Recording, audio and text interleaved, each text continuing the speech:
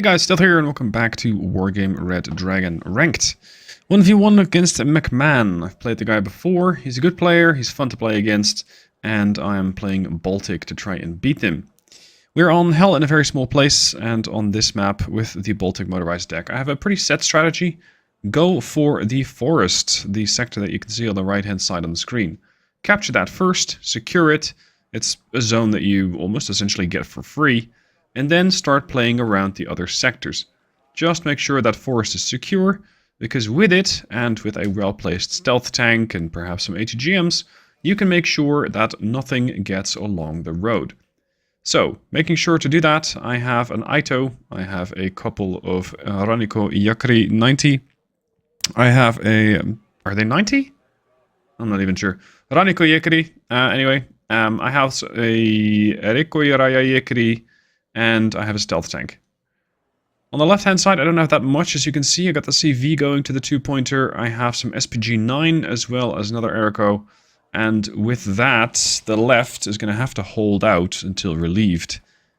For the middle I have a stealth tank, another group of Erico because they are just that good at providing reconnaissance plus anti-air, and I have an SPG-9 plus a... well, I'm still deciding what I have over there. I got the Erico, or at least I'm trying to buy one, Erico as well as the SPG-9, because that is something I can afford, and I'm eventually ending up on 0 points. McMahon is ready, and we can kick off. So, let's get to the forest, let's split these forces up towards the middle, let's get the tank over there on the plateau, let's put the Salamandra over on Boris, because with that I can start to get some information about where he's going to be. At least, that's the plan. MI-17 with CV dropping off in Anna. We got the CV with the weapons turned off. MI-17 can then help out towards the front line. Now, McMahon is, at least in my book at this point, known to play USSR. So you can expect scratchets all over the place. VDV. You can find the occasional T-64. He's also quite a fan of Tunguskas. So this game... I kind of know what to expect, and the moment that I see a scratchet, I'm going, yep, he's playing the same thing. That's good, because it makes the opponent more predictable, and with a more predictable opponent, you tend to have a better chance at victory. Seeing as there's not a whole column coming along the road to the right of center, I think we need to do some more scouting. And on the left, you can see MI8 MTVs, there's another one coming in. Seeing as I'm still not noticing any large groups on the map, there is something else happening. He's going for the other side of the map. Now, the side over here is definitely my weakest, so with the points that I have, it is going to be necessary to reinforce it as quickly as possible. The Erico are already working over the MI8, and unfortunately the BTR-80A is unable to deal with the... the SPG-9s are out of range. They cannot hit the BTR-80A over there. MI-17 standing by, Erico trying to spot something. Seeing as he invested a lot of stuff on the... well, on his right, on my left over there in Greg, I think that the side of the forest is his weak side, so I can... push up a little bit and make sure that I have that group right in the position next to center where I want it. Salamandra cannot really spot anything, so let's just do a rocket pod strike. This is also sort of force reconnaissance to see where enemy anti-air comes up from, because that's a scratchet. There's an OSA over there somewhere, and thankfully my MiG-21MF makes it out of there. I'd still very much like to use that thing again. Alright, Rico standing by, T-55 with the recon tank standing by to intercept enemy reinforcements. ATGMs might be in the building there, so the stealth tank, as long as it's not poking out too far, should be fine. And the Ito 90 will deal with any of those MI8s, provided that they get too close. Now to pour on the pressure, I'm going to get a CV for Boris, an early buy of a CV. With this, I'm hoping to put a bit of psychological pressure onto McMahon, making sure that he's also going to be forced to buy a CV. And as my tank over on the left makes it into position, I'm just planning. I'm just seeing what the next move should be.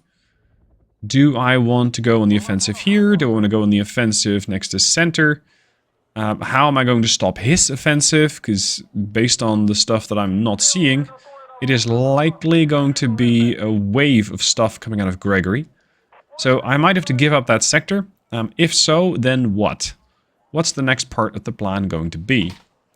At the moment, just trying to hold off in Gregory, and if I can get special forces sneaking over on the side of Greg, I should be able to at least get a bit of attention forced onto Gregory, so that he's not going to be forcing, or he's not going to be making any moves anywhere else. I'm also bringing one of the Raniko Yakari back from the far side of Boris, because I don't really need them there. Not both, anyway. That's a lot of points sitting over there doing nothing. The CV, initially I was going to put it in the back, but I think, you know what? It's a bit predictable. If at some point it comes to CV sniping, then I better make sure that this thing is not in a position where you expect it. So let's make sure that it's going to be difficult to hit.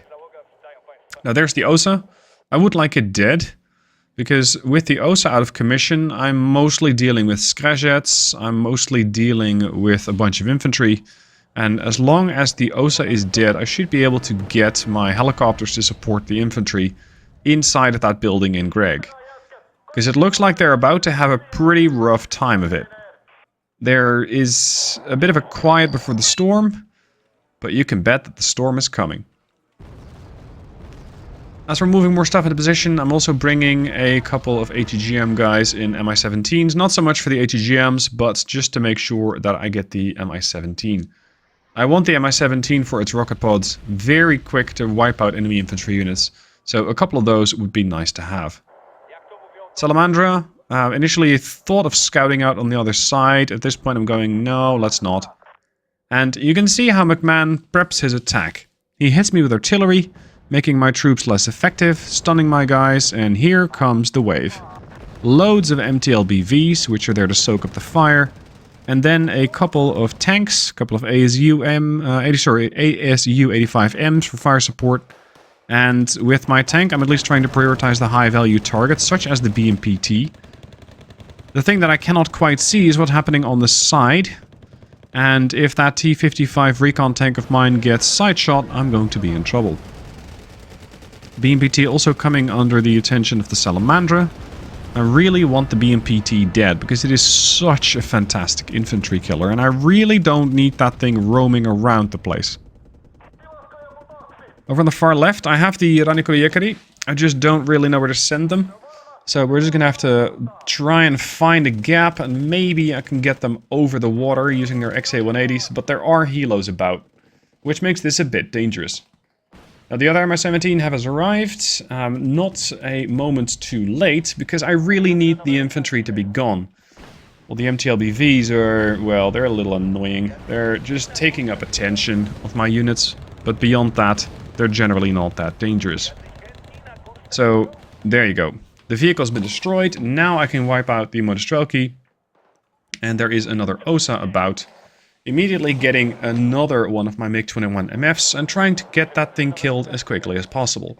But here is my mistake. I lose line of sight on the target and I didn't wave off the plane. So yeah, what you can expect to happen happens, and the MiG-21 MF takes a bunch of fire. It does not die, but it got really quite close to that. Salamandra off on the flank. It's my second Salamandra at this stage. Trying to get a bit more information, and the Mi-8 that was over there on the flank had to be stopped. So I called in a Sokol and made sure that that was happening. Here's the Raniko Yakari coming across the water. And we have a town that's probably occupied here. I don't have the infantry, I don't have the fire support, so pushing right now is mostly going to be a probing action. I just want to see what he has, where he has it, and where I can expect to get shot from, so I might be able to do something about it. With the Salamandra, I'm hunting for something a little bigger. I'm trying to find his artillery, because I know he has it, I've already been on the receiving end of it, but the Skrazet over there is going to be a bit of a threat. Thankfully the Salamandra survives, but not by much. I have to pull it back, making sure it gets fixed up. So that thing's going to be out of the fight for the next few minutes. Let's see, I think that's the BTR-80 in the woods. ASU 85Ms making life very difficult for the infantry that I sent forward. I'm not really a big fan of the Fagot ATGM, it just doesn't really do that well. So if I can use those guys as some cheap force recon, essentially walk them into their deaths to see what's going on, then why not? Now, seeing as he invested a great deal of units on the side where he just captured, maybe the other side isn't that well defended. So let's move some transports across, let's move some infantry across, and let's see how close I can get to center. Maybe I can get in there, maybe not. Let's just have a look.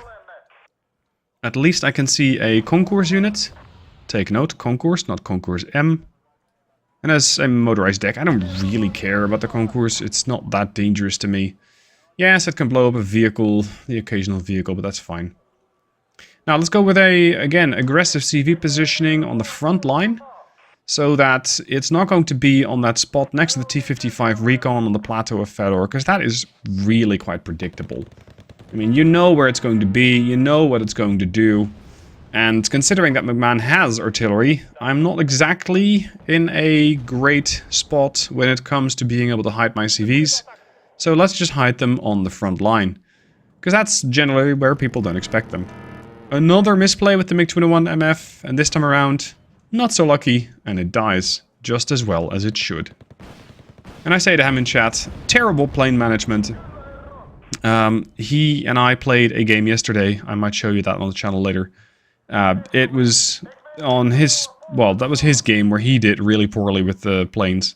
So I guess we can call it even. You can see the Aranikos are moving forward. And with that, I might be able to spot the CV. I might be able to do some damage against incoming units. Let's see what is out there in Greg. As for the rest, bringing up some forces. Trying to snipe the T-64, but it's proving to be a difficult job for the HGM team as they cannot get the line of sight.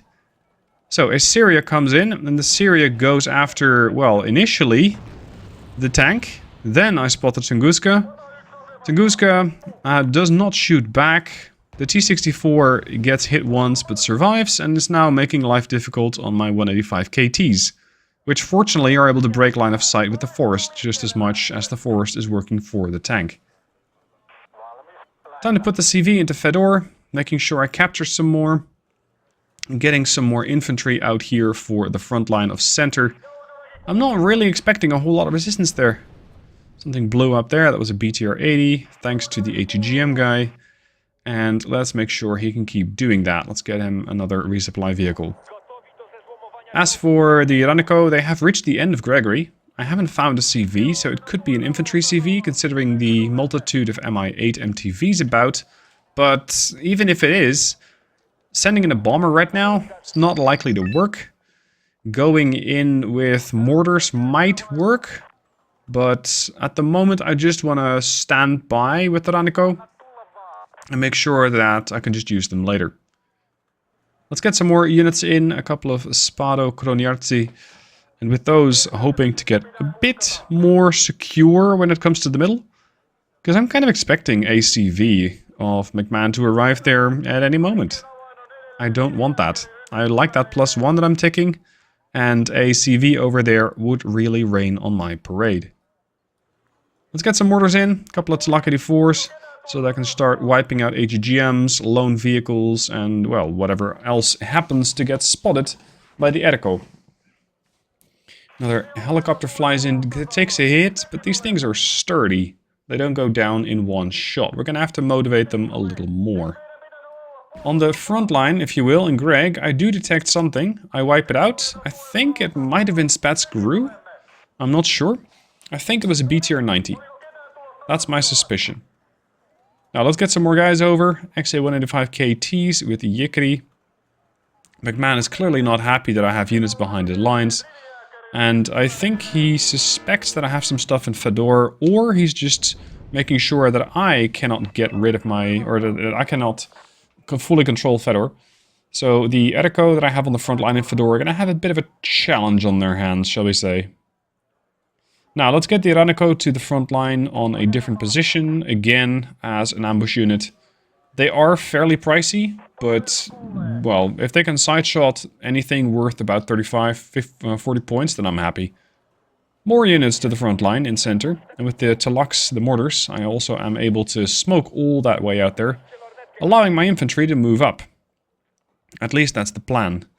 Because ACV, well, there are not that many positions where you can put that. So if I'm able to just scout them out using the Yickety, I should be fine. The Eriko, kind of as predicted, are going to be in a bit of a rough spot there. They've lost almost the squad, and the VDV are just going to wipe them out. There's not much I can do about that. Speaking of not much I can do about that, 2 BMPTs have arrived, trying to defend his 2-pointer, and they are clearly going to be more than I can take on currently. Even with the additional infantry coming in, it is still going to be really difficult. I am, however, able to smoke. And with the smoke, I might just be able to get my 185 KTs across and just wipe out his 2-pointer, his CV there in center. It won't be easy. That's the problem. It will not be easy. Here comes the smoke, and instantly I lose line of sight with the BMPTs as well. At this point, my only hope really is to try and sideshot them with the SPG-9, and they do that. They do get some damage in on them, but we're going to need a lot more. And the Yickety-90 are not going to be able to do that. They simply don't have the firepower. So let's try and at least get the KTs to go on the offensive. Let's come in with a Seria. And at this point, I just, again, lose line of sight, so I can't do anything. He was probably expecting that, and the PU call is an excellent one. My Seria, by some miracle, does not get hit by an elite Su-27 PU. And does make it... No, actually it does get hit. And the final missile managed to actually land a hit. Now he is making a bit of a move on the plateau as well. He's trying to attack Fedor from the side. Which is a safe bet, because that's usually where the CV is. Except this time I put it somewhere else. So maybe I can make use of that. And maybe I can keep the CV in Fedor as long as possible and keep ticking that +1. As for the rest of the forces, it's a good combined arms offensive. There's a helo. There's a tank, there's MTLBVs, there's infantry. I'm going to have a rough time. I'm not going to be able to get my guys up there easily. And with a T-64BV versus a T-55, it's essentially a moment where, well, for now I have the advantage. I can fire without getting detected, but that won't last.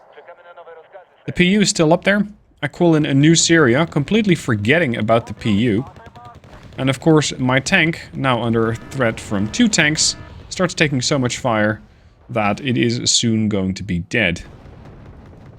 Realizing that I have lost the offensive over here, at least for now, I'm going to try and at least get some damage in, and I will come back later. My main offensive is going to be his 2-pointer for now, because he has too much stuff, too much overlapping firepower over on Fedor. I simply cannot get there for the moment. What I can do is use my mortars to smoke his 2-pointer defensive town bridge, and with that, rush the place with a couple of Spado. That's the plan. In the meanwhile, the Mi-17s are doing great work, but running out of ammo. One is empty, so I'm cycling up the next, and with that might be able to deal some damage. In the meanwhile, his Mi-8s are dealing quite a lot of damage, and more importantly, they're about to spot my CV. The Eriko have done as much as they can, but are completely out of missiles. So for now, I don't really have a lot of options. The HH-10, engaging the tank, completely sends its missile as a fireworks projectile and misses the first, hits the second. And considering that those are 120-point tanks, I would love to kill them. However, a Tunguska is in very much disagreement with that and will try and get my Salamandra. Thankfully there's a hill and the Salamandra ducks behind it. The Spado can now move up, smokescreen in position, and the T-55 recon tanks that I have over there in center are going to be able to deal with the BMPTs, which should allow me to keep going. Relocating the mortars, because I'm kind of worried about the potential that the helicopters there have for him, and I have nothing in Fedor. I am completely exposed there when it comes to the helicopters, when it comes to a tank. He can deal a lot of damage. Here we go. Skrejet tries to intervene there, but gets wiped out by either the T-55s or by the 185 KT. And you can see he's shelling the last, or the suspected position, I think, of the CV in Fedor. No, he's shelling the position where he knows my CV is, of course. My bad. There's the BMPTs. One gets hit. Bad. But they have been repaired by the MTPLBs that you can see over on the left. One dies.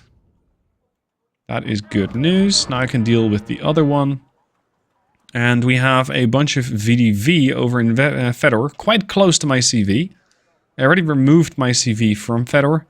That means that McMahon is now ticking a +1. I have 155 points, he has 20. I don't mind this for a bit, I can keep this up. 185 KT with the BMPT backing off cannot do anything, so I'm still going to have to wait for the T-55s. And the infantry in center is going to have to make some moves. Now, realizing that it is going to be very difficult for him to get into Boris, I'm going to pull everything I have from the forest and just move it into the front line.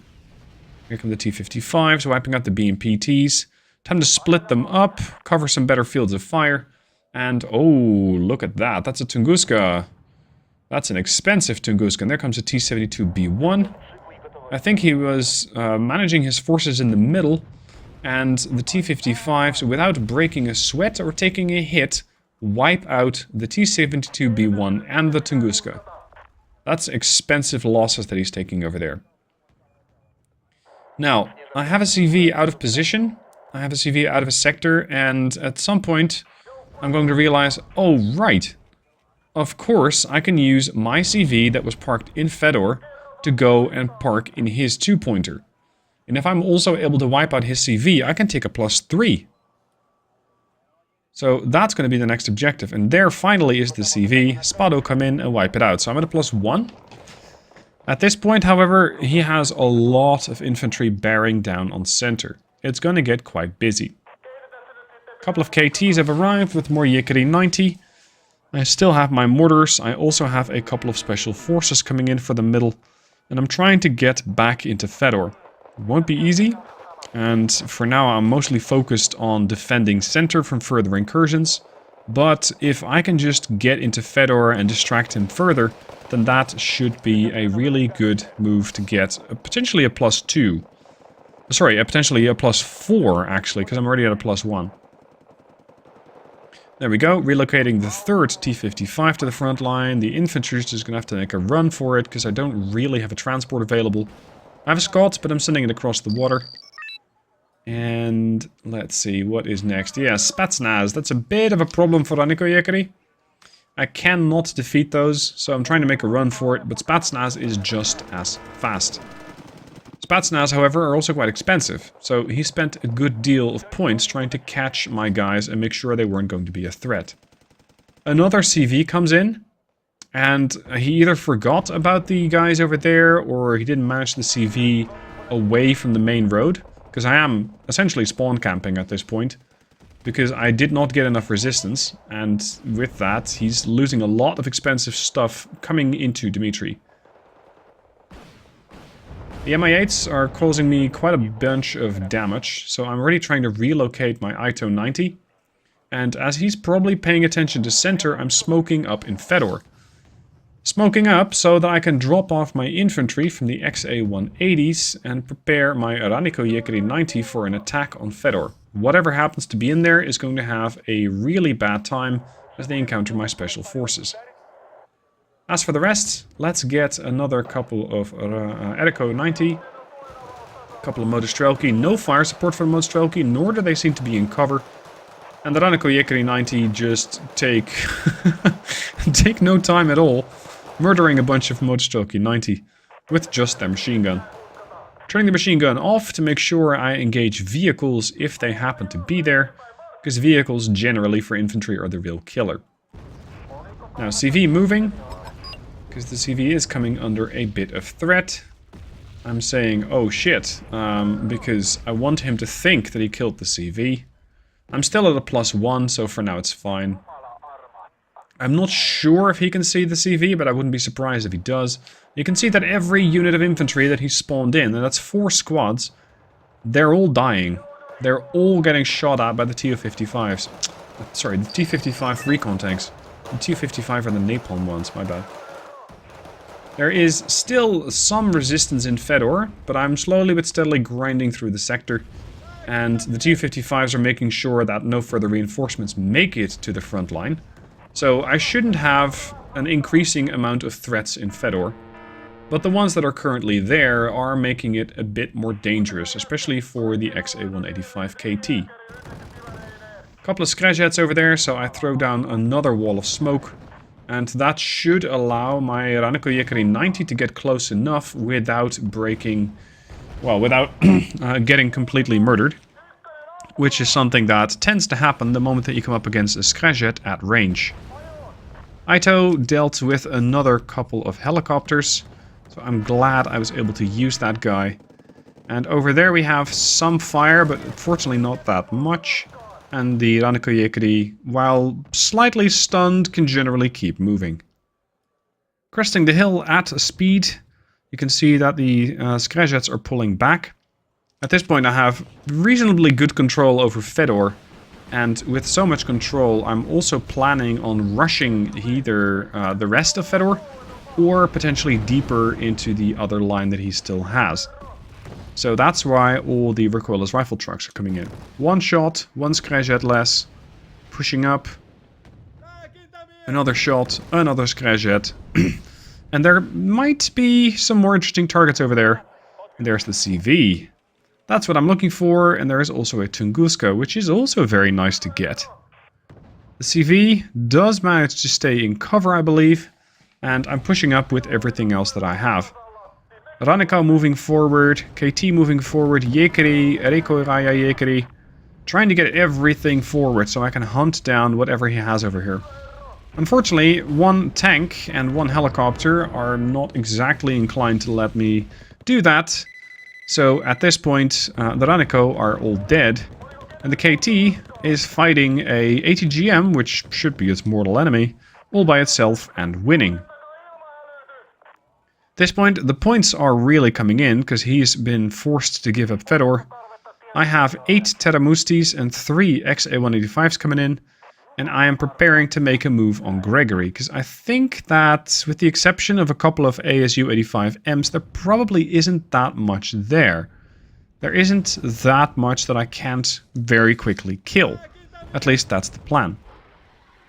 ATGM also in a position, because back at his base, I did see a T-72B1 guarding the place.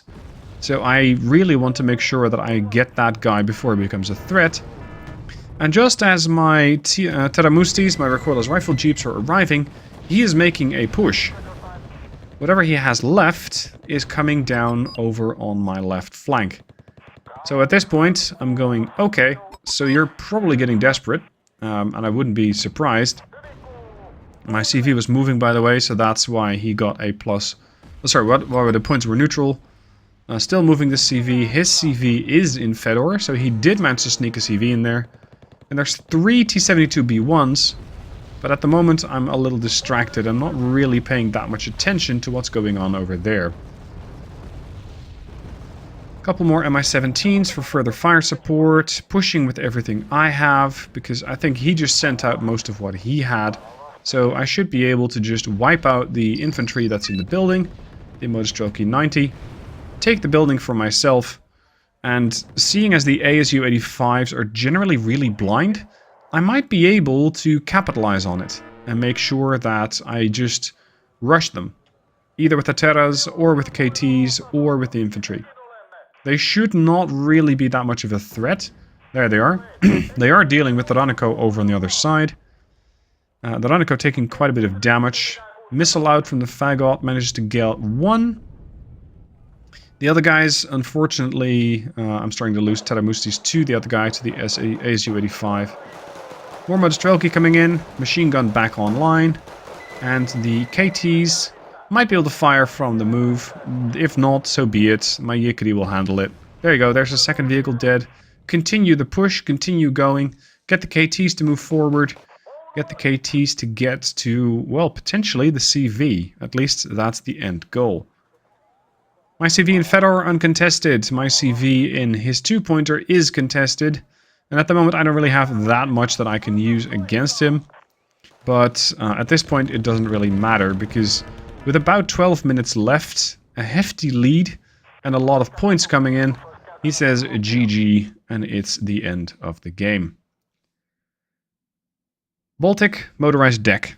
Still really strong, still a lot of potential, and I really enjoy using it. If you want to try for yourself, by all means, link down below to the deck, and with that, have a go, have an adjust, if you will. Change it to make sure it fits you. And if you have any questions, by all means, let me know down below in the comments. Hope you guys enjoyed the video. Thanks for watching, and I'll see you soon for more.